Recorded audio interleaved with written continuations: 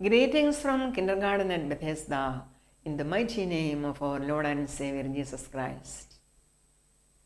Dear sisters and brothers, ഇന്ന് നവീകരണ ഞായറായി നാം ആഘോഷിക്കുന്നു. Reformation Sunday.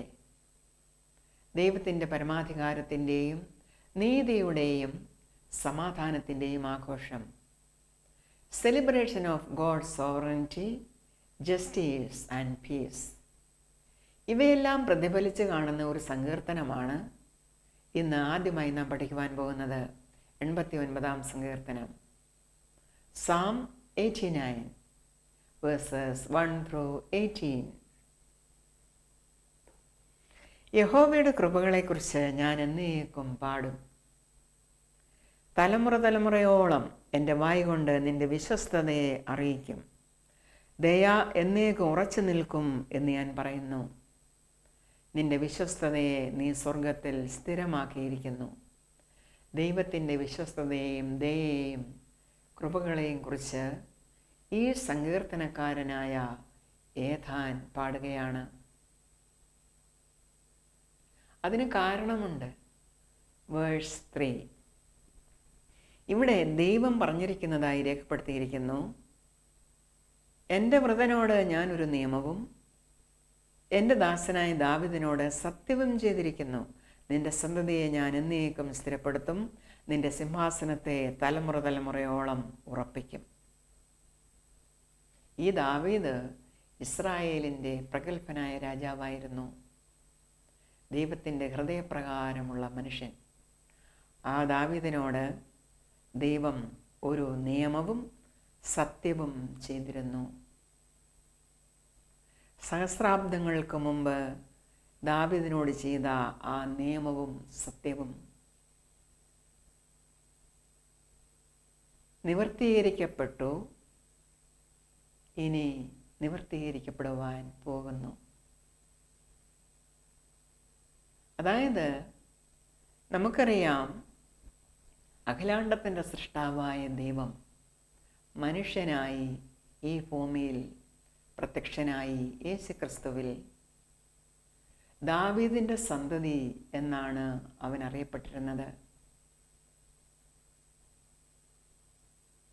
ഈ ദാവീദിൻ്റെ സന്തതിയായ യേശുക്രിസ്തു ഈ ഭൂമിയിൽ വന്നത് മാനവകുലത്തിൻ്റെ പാപപരിഹാരത്തിന് വേണ്ടിയായിരുന്നു, അവരുടെ രക്ഷയ്ക്ക് വേണ്ടിയായിരുന്നു.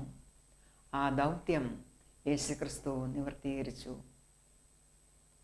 താൻ കാൽവറി ക്രൂശിൽ മരിച്ച് കബറടക്കപ്പെട്ട് ഉയർത്തെഴുന്നേറ്റ് സ്വർഗാരോഹണം ചെയ്ത് ഇന്ന് മഹിമയിൽ ജീവിക്കുന്നു. ഈ യേശുക്രിസ്തു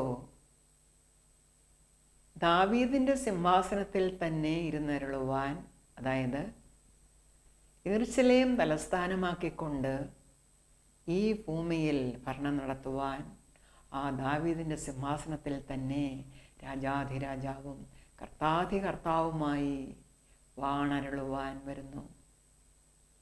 അത് നിവർത്തീകരിക്കപ്പെടുവാൻ പോകുന്ന പ്രവചനമാണ്. പ്രവചനത്തിൻ്റെ നിവർത്തി, അതിനുവേണ്ടിയാണ് നാം ഇന്ന് കാത്തിരിക്കുന്നത്. ഇവിടെ സേല എന്നൊരു വാക്ക് നമുക്ക് കാണുവാൻ കഴിയും, എബ്രായ വാക്ക്. ഇതിൻ്റെ അർത്ഥം pose four A while and meditate. Listen. ഇപ്പോൾ ആലപിച്ച് കേട്ടത് എന്താണ്, അതിനെപ്പറ്റി തിരിഞ്ഞ് ചിന്തിക്കുവേൻ. എത്രമാത്രം മഹാത്മ്യമേറിയ കാര്യങ്ങളാണ് ആലപിച്ചിരിക്കുന്നത്. ദാവീദിൻ്റെ സിംഹാസനത്തിലിരുന്ന് വാണരുളുവാൻ ഒരുവനിതാ വരുന്നു.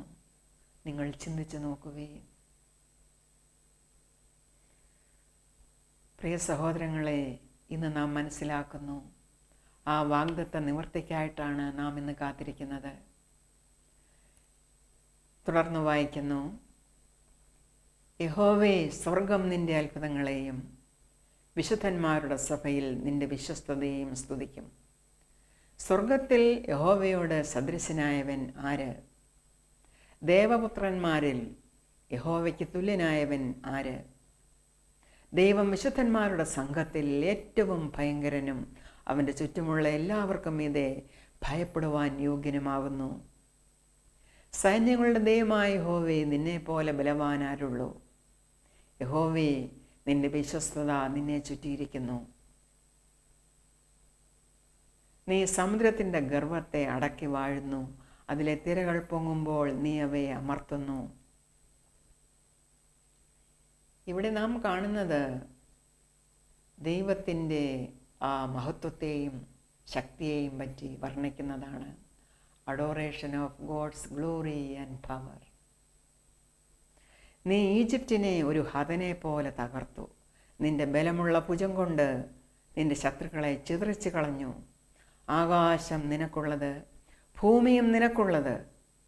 ഭൂതലവും അതിൻ്റെ പൂർണ്ണതയും നീ സ്ഥാപിച്ചിരിക്കുന്നു. ദക്ഷിണോത്തര ദിക്കുകളെ നീ സൃഷ്ടിച്ചിരിക്കുന്നു. താബോരും ഹെർമോനും നിന്റെ നാമത്തിൽ ആനന്ദിക്കുന്നു. അവ പർവ്വതങ്ങളാണ്, താബോരും ഹെർമോനും. ആ പർവ്വതങ്ങൾ പോലും നിന്റെ നാമത്തിൽ ആനന്ദിക്കുന്നു. നിനക്ക് വീര്യമുള്ള ഒരു ഭുജമുണ്ട്. നിന്റെ കൈ ബലമുള്ളതും നിന്റെ വലം കൈ ഉന്നതവുമാകുന്നു. നീതിയും ന്യായവും നിന്റെ സിംഹാസനത്തിൻ്റെ അടിസ്ഥാനമാകുന്നു. ദയയും വിശ്വസ്തതയും നിനക്ക് മുമ്പായി നടക്കുന്നു. ഇനി അടുത്ത 4 വേഴ്സസ് ഇങ്ങനെ ദൈവത്തിൻ്റെ മഹത്വം കണ്ട ജനത്തെ പറ്റിയാണ് അവിടെ പറഞ്ഞിരിക്കുന്നത്. ജയഘോഷം അറിയുന്ന ജനത്തിന് ഭാഗ്യം. യഹോവേ, അവർ നിന്റെ മുഖപ്രകാശത്തിൽ നടക്കും. അവർ ഇടപെടാതെ നിന്റെ നാമത്തിൽ ഘോഷിച്ചുല്ലസിക്കും. നിന്റെ നീതിയിൽ അവർ ഉയർന്നിരിക്കുന്നു. നീ അവരുടെ ബലത്തിൻ്റെ മഹത്വമാകുന്നു. നിന്റെ പ്രസാദത്താൽ ഞങ്ങളുടെ കൊമ്പ് ഉയർന്നിരിക്കുന്നു. നമ്മുടെ പരിച യഹോവയ്ക്കുള്ളതും നമ്മുടെ രാജാവ് ഇസ്രായേലിൻ്റെ പരിശുദ്ധനുള്ളവനും ആകുന്നു. ഈ ദൈവത്തിൽ ആശ്രയിക്കുന്നവർക്ക് ലഭിക്കുവാൻ പോകുന്നതാണ് ഈ സംസാരിച്ചിരിക്കുന്നത്. അവർക്ക് ഈ ദൈവം ബലത്തിൻ്റെ മഹത്വമാകുന്നു. ഈ ദൈവത്തിൻ്റെ പ്രസാദത്താൽ അവരുടെ കൊമ്പ് ഉയർന്നിരിക്കുന്നു. അവർക്ക് യഹോവ പരിചയമാകുന്നു. നാം ആ ദൈവത്തിനുള്ളവരാകുന്നു. പ്രിയ സഹോദരങ്ങളെ, വിശ്വസ്തനായ ആ ദൈവത്തെ പറ്റിയാണ് ഈ സങ്കീർത്തനത്തിൽ നാം വായിച്ചു കേട്ടത്. ദൈവം എത്രമാത്രം വിശ്വസ്തനാണ്. സഹസ്രാബ്ദങ്ങൾക്ക് മുമ്പ് ദാവീദിനോട് പറഞ്ഞ ആ കാര്യങ്ങൾ, ആ ദാവീദിനോട് ചെയ്ത ആ നിയമവും സത്യവും അവൻ പാലിച്ചു. ഇനി ആ വാഗ്ദത്ത നിവർത്തിക്കായി രാജാധിരാജാവായി യേശു ക്രിസ്തു വരുന്നതിനായിട്ടാണ് നാം ഇന്ന് കാത്തിരിക്കുന്നത്. എത്രമാത്രം സത്യമാണ് ദൈവത്തിൻ്റെ വായിൽ നിന്ന് വരുന്ന വചനങ്ങൾ. അവൻ്റെ വാക്കുകൾ സത്യമാണ്. നീതിയും ന്യായവുമാണ് അവൻ്റെ സിംഹാസനത്തിൻ്റെ അടിസ്ഥാനം. ആ രാജ്യത്തിൽ അവൻ്റെ പ്രജകളായി അവനോടൊപ്പം നമുക്കുമായിരിക്കുവാൻ ഉള്ള ഭാഗ്യമാണ് ദൈവം നമുക്ക് നൽകിയിരിക്കുന്നത്. ദൈവം തൻ്റെ പരമാധികാരവും സർവശക്തിയും വെളിപ്പെടുത്തുവാൻ തൻ്റെ സ്വന്തം ജനമായ ഇസ്രായേൽ മക്കൾക്ക് വേണ്ടി മിസ്രയീം എന്ന ഈജിപ്തിൽ ചെയ്ത പ്രവൃത്തികളാണ് അടുത്തതായി നമുക്ക് പഠിക്കുവാനുള്ളത്. പഴയ നിയമത്തിൽ നിന്നും from the book of exodus chapter 7 versus 1-7. മോശയെയാണ് ദൈവം ഈ ദൗത്യത്തിനായി നിയോഗിച്ചയച്ചത്. കത്തെന്ന മുൾപ്പടർപ്പിൽ പ്രത്യക്ഷനായി ദൈവം മോശയോട് കൽപ്പിച്ചിരുന്നു, എൻ്റെ ജനമായ ഇസ്രായേൽ മക്കളുടെ കഷ്ടത, ഈജിപ്തിൽ അവർ അനുഭവിക്കുന്ന യാതനകൾ ഞാൻ കണ്ടു. അവരുടെ നിലവിളി ഞാൻ കേട്ടു. അവരെ വിടുവിച്ചു കൊണ്ടുവരുവാൻ ഞാൻ നിന്നെ നിയോഗിക്കുന്നു എന്ന്. അങ്ങനെ മോശയും ജ്യേഷ്ഠ സഹോദരനായ അഹറോനും ഫറവോൻ രാജാവിൻ്റെ അടുക്കൽ ഈജിപ്തിൽ ചെല്ലുന്നതായി നമുക്ക് കാണുവാൻ കഴിയും. നമുക്ക് വായിക്കാം. യഹോവ മോശയോട് അരുളി ചെയ്തത്, നോക്കൂ, ഞാൻ നിന്നെ ഫറവോന് ദൈവമാക്കിയിരിക്കുന്നു. നിന്റെ സഹോദരൻ അഹറോൻ നിനക്ക് പ്രവാചകനായിരിക്കും. ഞാൻ നിന്നോട് കൽപ്പിക്കുന്നതൊക്കെയും നീ പറയണം. നിന്റെ സഹോദരനായ അഹറോൻ ഇസ്രായേൽ മക്കളെ തൻ്റെ ദേശത്തു നിന്ന് വിട്ടയപ്പാൻ ഫറവോനോട് പറയണം. എന്നാൽ ഞാൻ ഫറവോൻ്റെ ഹൃദയം കഠിനമാക്കും. മിസ്രയീം ദേശത്ത് എൻ്റെ അടയാളങ്ങളും അത്ഭുതങ്ങളും പെരുക്കും. ഫറവോൻ നിങ്ങളുടെ വാക്ക് കേൾക്കയില്ല. ഞാൻ മിസ്രയീമിന്മേൽ എൻ്റെ കൈവച്ച് വലിയ ശിക്ഷാവിധികളാൽ എൻ്റെ ഗണങ്ങളെ, എൻ്റെ ജനമായ ഇസ്രായേൽ മക്കളെ തന്നെ മിസ്രയീം ദേശത്ത് നിന്ന് പുറപ്പെടുവിക്കും. അങ്ങനെ ഞാൻ എൻ്റെ കൈ മിസ്രയീമിന്മേൽ നീട്ടി ഇസ്രായേൽ മക്കളെ അവരുടെ ഇടയിൽ നിന്ന് പുറപ്പെടുവിക്കുമ്പോൾ ഞാൻ യഹോവ എന്ന് മിസ്രയീമ്യർ അറിയും. മോശയും അഹ്റോനും യഹോവ തങ്ങളോട് കൽപ്പിച്ചതുപോലെ ചെയ്തു.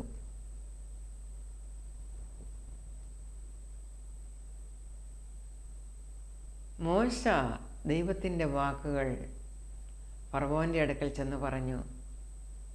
ഫറവോൻ്റെ മുമ്പിൽ ഒരു ദൈവത്തെ പോലെയായിരുന്നു മോശ. ആ ദൈവത്തിൻ്റെ പ്രവാചകനായി തൻ്റെ ജ്യേഷ്ഠനായ അഹ്റോനെയും അയച്ചു. അഹ്റോൻ ഫറവോനോട് പറഞ്ഞു തൻ്റെ ജനത്തെ വിട്ടയക്കണമെന്ന്. പക്ഷേ ഫറവോൻ്റെ ഹൃദയത്തെ ദൈവം കഠിനമാക്കി എന്നാണ് നാം വായിച്ചത്. എന്തിനാണ് ഫറവോൻ്റെ ഹൃദയത്തെ ദൈവം കഠിനമാക്കിയത്? മിസ്രയീമിന്മേലുള്ള ദൈവത്തിൻ്റെ ന്യായവിധി അവിടെ നടപ്പാക്കിയത് സത്യദൈവമായ യഹോവയുടെ ആ പരമാധികാരവും സർവശക്തിയും അവർ മനസ്സിലാക്കേണ്ടതിന് വേണ്ടിയായിരുന്നു. അല്ല എങ്കിൽ അവർ സത്യദൈവത്തെ തിരിച്ചറിയുകയില്ല. ദൈവത്തിൻ്റെ പരമാധികാരം, ആ സർവശക്തി അവർ അറിയുകയില്ല. ഞാൻ യഹോവയെന്ന് അവർ അറിയണം. അതാണ് ദൈവം ഇവിടെ പറയുന്നത്.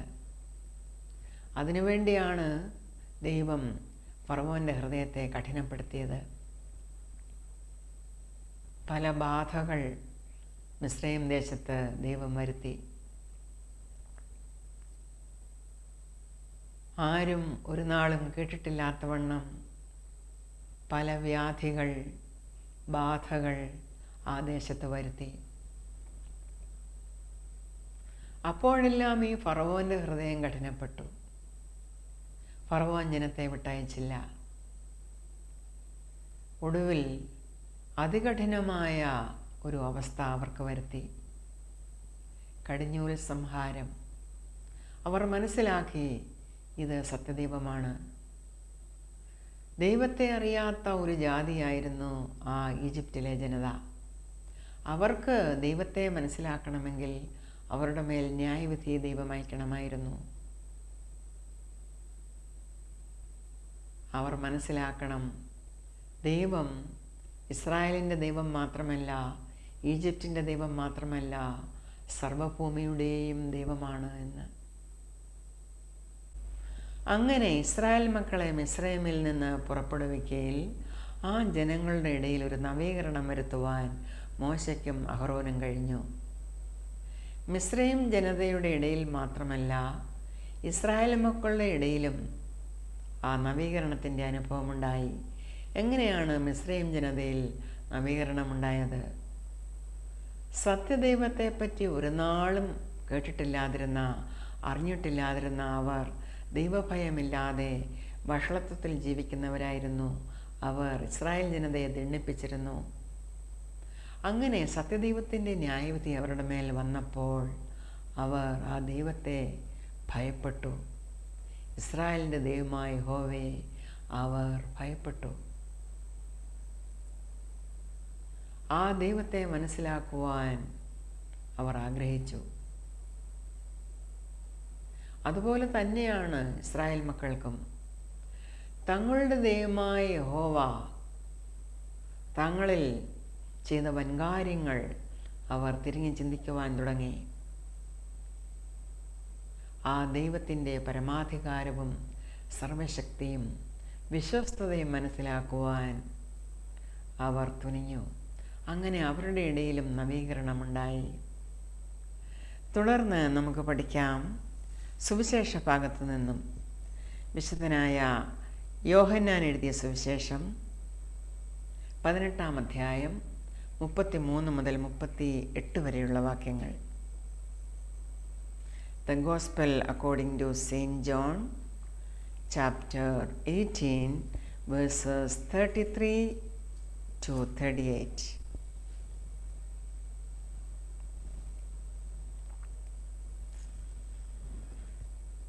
പീലാത്തോസ് പിന്നെയും ആസ്ഥാനത്തിൽ ചെന്ന് യേശുവിനെ വിളിച്ചു. നീ യഹൂദന്മാരുടെ രാജാവോ എന്ന് ചോദിച്ചു. അതിനുത്തരമായി യേശു, ഇത് നീ സ്വയമായി പറയുന്നതോ മറ്റുള്ളവർ എന്നെക്കുറിച്ച് നിന്നോട് പറഞ്ഞിട്ടോ എന്ന് ചോദിച്ചു. പീലാത്തോസ് അതിനുത്തരമായി, ഞാൻ യഹൂദനോ? നിന്റെ ജനവും മഹാപുരോഹിതന്മാരും നിന്നെ എൻ്റെ പക്കൽ ഏൽപ്പിച്ചിരിക്കുന്നു. നീ എന്ത് ചെയ്തു എന്ന് ചോദിച്ചതിന് യേശു, എൻ്റെ രാജ്യം ഐഹികമല്ല. എൻ്റെ രാജ്യം ഐഹികമായിരുന്നു എങ്കിൽ എന്നെ യഹൂദന്മാരുടെ കയ്യിൽ ഏൽപ്പിക്കാതെ എൻ്റെ സേവകർ പോരാടുമായിരുന്നു. എന്നാൽ എൻ്റെ രാജ്യം ഐഹികമല്ല എന്ന് ഉത്തരം പറഞ്ഞു. പീലാത്തോസ് അവനോട്, എന്നാൽ നീ രാജാവ് തന്നെയല്ലോ എന്ന് പറഞ്ഞതിന് യേശു, നീ പറഞ്ഞതുപോലെ ഞാൻ രാജാവ് തന്നെ. സത്യത്തിന് സാക്ഷി നിൽക്കേണ്ടതിന് ഞാൻ ജനിച്ച് അതിനായി ലോകത്തിൽ വന്നുമിരിക്കുന്നു. സത്യതൽപരനായവനെല്ലാം എൻ്റെ വാക്ക് കേൾക്കുന്നു എന്ന് ഉത്തരം പറഞ്ഞു. പീലാത്തോസ് അവനോട്, സത്യം എന്നാൽ എന്ത് എന്ന് പറഞ്ഞു. പിന്നെയും യഹൂദന്മാരുടെ അടുക്കൽ പുറത്തു ചെന്ന് അവരോട്, ഞാൻ അവനിൽ ഒരു കുറ്റവും കാണുന്നില്ല. ഈ വേദഭാഗത്ത് നാം കാണുന്നത് പീലാത്തോസിൻ്റെ ഒരു സംശയമാണ്. യേശുവിനോട് പീലാത്തോസ് ചോദിക്കുന്നു, നീ രാജാവാണോ എന്ന്. ഈ സംഭവത്തിൻ്റെ പശ്ചാത്തലം യേശുവിൻ്റെ ക്രൂശീകരണത്തിന് മുമ്പ് പീലാത്തോസ് എന്ന നാടുവാഴിയുടെ മുമ്പാകെ യേശുവിനെ ഹാജരാക്കിയ സന്ദർഭമാണ്. പീലാത്തോസിനെ സംബന്ധിച്ചിടത്തോളം അദ്ദേഹത്തിന് ഒരു രാജ്യമുണ്ട്. അതായത് റോമൻ ചക്രവർത്തി അദ്ദേഹത്തെ യഹൂദയുടെ ഗവർണറായി യെരുശലേമിൽ നിയമിച്ചിരിക്കുകയാണ്. അങ്ങനെയിരിക്കെ പീലാത്തോസ് യേശുവിനോട് ചോദിക്കുന്നു, നീ യഹൂദന്മാരുടെ രാജാവാണോ എന്ന്. Pilate then went back inside the palace, summoned Jesus and asked him, Are you the king of the Jews? അതിന് യേശു ചോദിക്കുന്നു, Is that your own idea or did others talk to you about me? ഇത് നിൻ്റെ തന്നെ ഐഡിയയാണോ അതോ മറ്റുള്ളവർ എന്നെക്കുറിച്ച് നിന്നോട് പറഞ്ഞതാണോ എന്ന്. അതിന് പീലാത്തോസ്, Do you think I am a Jew? It was your people and your chief priests who handed you over to me. നിന്റെ ആൾക്കാരായ യഹൂദന്മാർ തന്നെയാണ്, അവരുടെ പുരോഹിതന്മാരും കൂടെ ചേർന്നാണ് നിന്നെ എൻ്റെ കയ്യിൽ ഏൽപ്പിച്ചിരിക്കുന്നത്. ഞാൻ യഹൂദനല്ല എന്ന് നിനക്കറിയാമല്ലോ. What is it you have done? നീ ചെയ്ത തെറ്റെന്താണ്? അതിന് യേശു പറഞ്ഞു, my kingdom is not of this world. എന്ത് തെറ്റാണ് നീ ചെയ്തത് എന്ന് യേശുവിനോട് ചോദിച്ചതിന് ഉത്തരമായി യേശു പറയുകയാണ്, എൻ്റെ രാജ്യം ഐഹികമല്ല. If it were, my servants would fight to prevent my arrest by the Jews. But now my kingdom is from another place.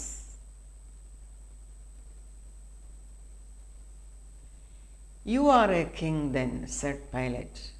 അപ്പോൾ നീ രാജാവ് തന്നെയാണ്. അതിന് യേശു ഉത്തരമായിട്ട് പറഞ്ഞു, You are right in saying I am a king. ഞാൻ രാജാവാണെന്ന് നീ പറഞ്ഞത് ശരി. In fact, for this reason I was born, and for this I came into the world to testify to the truth. ആ സത്യത്തിന് സാക്ഷി നിൽക്കുവാനാണ് ഞാൻ ഈ ഭൂമിയിലേക്ക് വന്നിരിക്കുന്നത്. ഞാൻ ജനിച്ചിരിക്കുന്നത് തന്നെ രാജാവാകുവാനാണ്.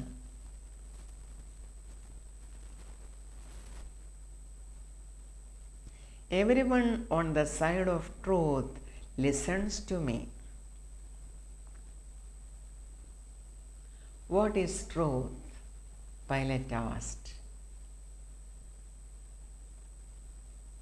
സത്യത്തെ സ്നേഹിക്കുന്നവനെല്ലാം, സത്യത്തിൻ്റെ പക്ഷത്ത് നിൽക്കുന്നവനെല്ലാം എൻ്റെ വാക്ക് കേൾക്കും എന്ന് യേശു പറഞ്ഞപ്പോൾ സത്യമെന്നാൽ എന്താണ് എന്ന് പീലാത്തോസ് യേശുവിനോട് ചോദിക്കുന്നു.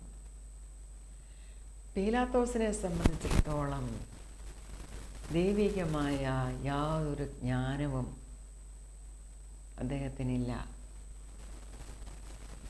ഒരു ദൈവിക വെളിപ്പാടോ യാതൊന്നുമില്ല. സത്യമാണ് പീലാത്തോസിൻ്റെ മുമ്പിൽ നിൽക്കുന്നത്. യേശു തന്നെയാണ് സത്യം. ഞാൻ തന്നെ വഴിയും സത്യവും ജീവനുമാകുന്നു എന്ന് യേശു തന്നെ പറഞ്ഞിട്ടുണ്ട്. അപ്പോൾ പീലാത്തോസിൻ്റെ മുമ്പിൽ നിൽക്കുന്ന ആ യേശു തന്നെയാണ് സത്യം. പക്ഷേ കണ്ണ് കാണാത്തവനായ കുരുടനായ പീലാത്തോസ് ചോദിക്കുകയാണ്, what is truth? With this he went out again to the Jews and said, I find no basis for a charge against him. ഇവനിൽ യാതൊരു കുറ്റവും ഞാൻ കാണുന്നില്ല എന്ന് പീലാത്തോസ് ആ ജനങ്ങളോട് പറഞ്ഞു. യേശു പറഞ്ഞു, എൻ്റെ രാജ്യം ഐഹികമല്ല. എൻ്റെ രാജ്യം സ്ഥാപിതമായിരിക്കുന്നത് സത്യത്തിൻ്റെയും നീതിയുടെയും പുറത്താണ്. നീതിയും ന്യായവുമാണ് എൻ്റെ രാജ്യത്തിൻ്റെ അടിസ്ഥാനം. അതേസമയം പീലാത്തോസ് വാഴുന്ന രാജ്യത്തിൻ്റെ അടിസ്ഥാനം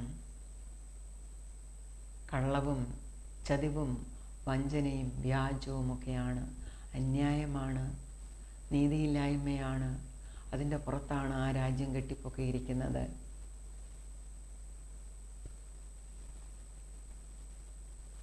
പ്രിയ സഹോദരങ്ങളെ, യേശുക്രിസ്തു രാജാവായിരിക്കുന്ന ആ രാജ്യം നീതിയും ന്യായവും നടപ്പിലാക്കുന്ന രാജ്യമാണ്. നീതിയും ന്യായവുമാണ് യേശുക്രിസ്തുവിൻ്റെ ആ സിംഹാസനത്തിൻ്റെ അടിസ്ഥാനം. യേശുക്രിസ്തു തന്നെ സത്യമാണ്. ആ സത്യത്തിന് സാക്ഷിയാകുവാനാണ് യേശുക്രിസ്തു ഈ ഭൂമിയിലേക്ക് വന്നിരിക്കുന്നത്. ദൈവത്തിൻ്റെ ആ പരമാധികാരം, ആ സർവശക്തി അത് യേശുക്രിസ്തു ഇവിടെ വെളിപ്പെടുത്തുകയാണ് ചെയ്യുന്നത്.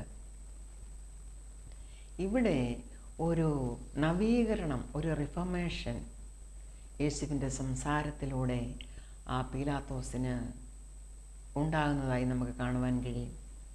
അല്ലെങ്കിൽ ഉണ്ടാകേണ്ടതാണ്. ഏതു തരത്തിലുള്ള നവീകരണമാണ് പീലാത്തോസിനുണ്ടാകേണ്ടത്? ഇവിടെ യേശുക്രിസ്തുവിൻ്റെ രാജ്യവും പീലാത്തോസിൻ്റെ രാജ്യവും രണ്ടും രണ്ട് രാജ്യങ്ങളാണ്. ഒന്ന് അന്ധകാരത്തിൻ്റെ രാജ്യം, മറ്റേത് പ്രകാശത്തിൻ്റെ രാജ്യം. യേശുക്രിസ്തു പറഞ്ഞു, സത്യത്തിൻ്റെ പക്ഷത്ത് നിൽക്കുന്നവനെല്ലാം എൻ്റെ വാക്ക് കേൾക്കും. സത്യത്തിന് സാക്ഷിയാകുവാനാണ് ഞാൻ വന്നിരിക്കുന്നത്. ഞാൻ രാജാവാണ് എന്ന് നീ പറഞ്ഞത് സത്യം തന്നെ. ഞാൻ രാജാധിരാജാവായി ഈ ലോകത്തെ വാഴുവാൻ വരുന്നു. അങ്ങനെ ഒരു നവീകരണമാണ് ഈ സംസാരത്തിലൂടെ നമുക്ക് അനുഭവിക്കുവാൻ കഴിയുന്നത്.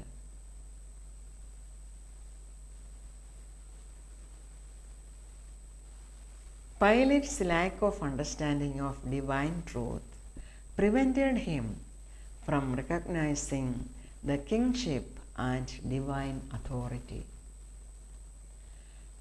യേശുക്രിസ്തുവിൻ്റെ ആ കിങ്ഷിപ്പ്, ആ രാജ്യത്വം, അവൻ്റെ ആ അധികാരം അത് മനസ്സിലാക്കുവാൻ പീലാത്തോസിന് കഴിവില്ലാതെ പോയി. പീലാത്തോസ് സമ്മതിച്ചില്ല എങ്കിലും ഇവനിൽ യാതൊരു കുറ്റവും ഞാൻ കാണുന്നില്ല എന്ന് പറഞ്ഞതിൽ നിന്നും നമുക്ക് മനസ്സിലാക്കാം അവൻ്റെ ഉള്ളിൻ്റെ ഉള്ളിൽ ആ സത്യം അവൻ ഗ്രഹിച്ചിരിക്കാം എന്ന്.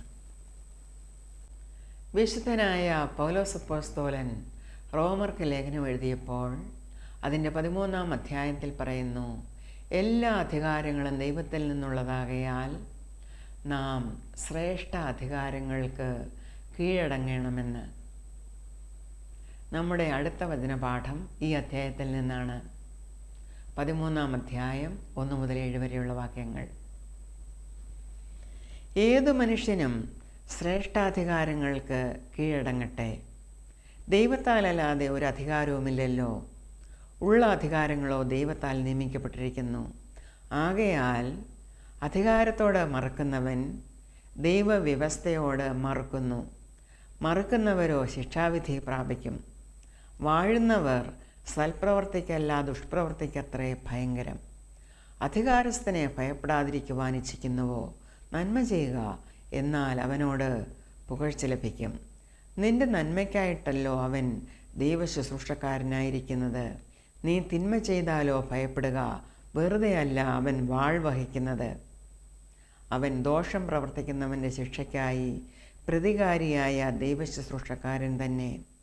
അതുകൊണ്ട് ശിക്ഷയെ മാത്രമല്ല മനസാക്ഷിയെ വിചാരിച്ച് കീഴടങ്ങുക ആവശ്യം. അതുകൊണ്ട് നിങ്ങൾ നികുതിയും കൊടുക്കുന്നു. അവർ ദൈവശുശ്രൂഷകന്മാരും ആ കാര്യം തന്നെ നോക്കുന്നവരുമാകുന്നു. എല്ലാവർക്കും കടമായുള്ളത് കൊടുപ്പീൻ. നികുതി കൊടുക്കേണ്ടവന് നികുതി, ചുങ്കം കൊടുക്കേണ്ടവന് ചുങ്കം, ഭയം കാണിക്കേണ്ടവന് ഭയം, മാനം കാണിക്കേണ്ടവന് മാനം. പൗലോസ്ലീഹ ഇവിടെ പറയുകയാണ്, ദൈവത്താലല്ലാതെ ഒരധികാരവും ഇല്ലല്ലോ എന്ന്. ഉള്ള അധികാരങ്ങളോ ദൈവത്താൽ നിയമിക്കപ്പെട്ടിരിക്കുന്നു. ആകയാൽ അധികാരത്തോട് മറുക്കുന്നവൻ ദൈവവ്യവസ്ഥയോടാണ് മറുക്കുന്നത്. ഇവിടെ ഏറ്റവും പ്രധാനമായി നാം ശ്രദ്ധിക്കേണ്ട ഒരു കാര്യമുണ്ട്. Romans 13:1 does not command absolute unconditional submission to civil authorities. ദൈവിക നിയമങ്ങൾക്കും ദൈവത്തിൻ്റെ കൽപ്പനകൾക്കും ഘടകവിരുദ്ധമായി ഒരു രാജ്യം നിയമങ്ങൾ പാസാക്കി അത് അനുസരിക്കുവാൻ ഭരണാധികാരികൾ നമ്മെ നിർബന്ധിച്ചാൽ നാം അതനുസരിക്കേണ്ടതില്ല. കാരണം ദൈവത്തിൻ്റെ നിയമങ്ങളാണ്, ദൈവത്തിൻ്റെ കൽപ്പനകളാണ് നാം അനുസരിക്കേണ്ടത്. അതാണ് ശരി. Here the higher divine law takes precedence. പത്രോസും മറ്റപ്പോസ്തലന്മാരും പറഞ്ഞതുപോലെ ദൈവത്തെക്കാൾ കൂടുതൽ മനുഷ്യനെ നാം അനുസരിച്ചുകൂടാ. പത്രോസും മറ്റപ്പോസ്തലന്മാരും യേശുക്രിസ്തുവിനെ പ്രസംഗിച്ചുകൊണ്ട് ചുറ്റിസഞ്ചരിക്കയിൽ യഹൂദന്മാർ അവരെ പിടിച്ച് ചമ്മട്ടി കൊണ്ടടുപ്പിച്ച് സിനഗോഗിൽ പുരോഹിതന്മാരുടെ അടുക്കൽ കൊണ്ടുചെന്നു. പുരോഹിതന്മാർ അവരെ വാൺ ചെയ്തു, ഇനി മേലാൽ യേശുവിൻ്റെ നാമത്തിൽ നിങ്ങൾ പ്രസംഗിക്കരുത്. അപ്പോൾ പത്രോസും ശേഷം അപ്പോസ്തലന്മാരും ചോദിച്ചു, ദൈവത്തെക്കാൾ കൂടുതൽ മനുഷ്യരെ അനുസരിക്കുന്നത് വിഹിതമോ? പറവീൻ. വിഗ്രഹം ഉണ്ടാക്കരുത്. മേൽ ആകാശത്തിലെങ്കിലും താഴെ ഭൂമിയിലെങ്കിലും ഭൂമിക്ക് കീഴെ വെള്ളത്തിലെങ്കിലുമുള്ള യാതൊന്നിൻ്റെയും പ്രതിമയോ സാദൃശ്യമോ ഉണ്ടാക്കി വന്ദിക്കുകയോ സേവിക്കുകയോ ചെയ്യരുത് എന്നുള്ളത് ദൈവീക കൽപ്പനയാണ്. ദൈവം വിഗ്രഹാരാധന വെറുക്കുന്നു.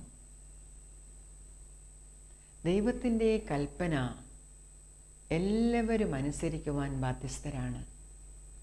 ഇത് ദൈവത്തിൻ്റെ കൽപ്പനയാണ്. കാരണം ദൈവം തൻ്റെ മഹത്വം മറ്റൊരുത്തനും തൻ്റെ സ്തുതി വിഗ്രഹങ്ങൾക്കും വിട്ടുകൊടുക്കുകയില്ല. അവൻ ജീവനുള്ള ദൈവമാണ്.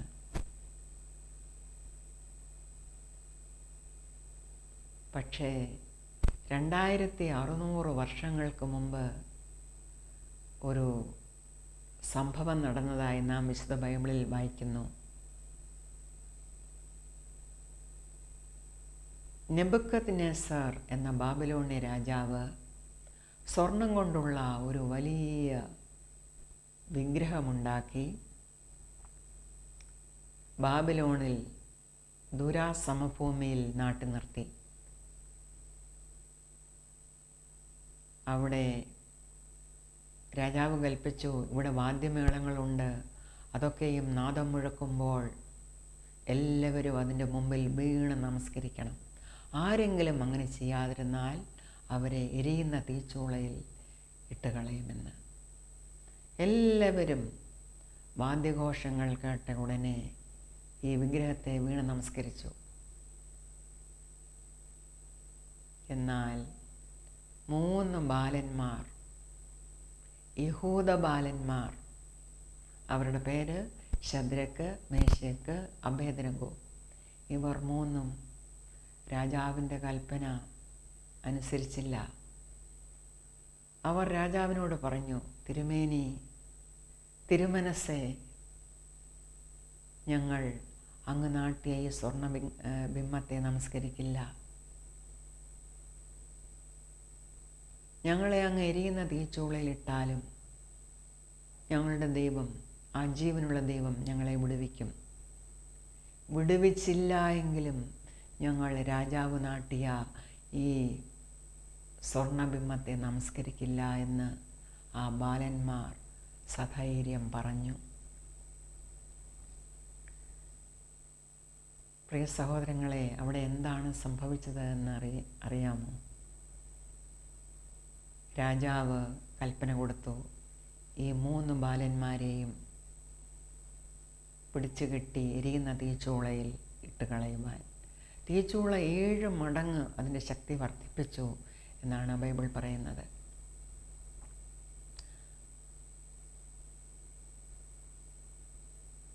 ആ ബാലന്മാരെ എടുത്തുകൊണ്ട് പോയ ആളുകൾ ഈ തീയുടെ ചൂടിൽ മരിച്ചുപോയി.